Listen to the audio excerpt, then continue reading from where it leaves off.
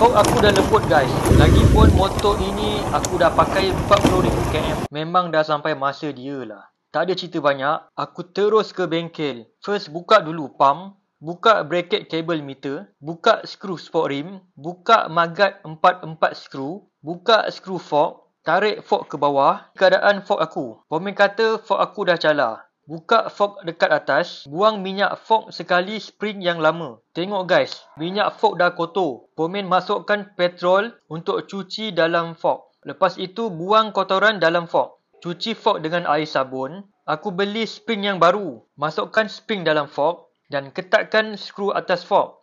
Aku beli sekali skru special, ikat batang fork untuk lowered. Inilah rupa skru special. Ketatkan balik skru batang fork, masukkan batang sub untuk bagi fork balance. Pasangkan balik magat, pasangkan sport rim dan speedo balik. Okey, dah siap. Komen try bumping. Inilah rupa bila buat fork lowered. Handsome guys.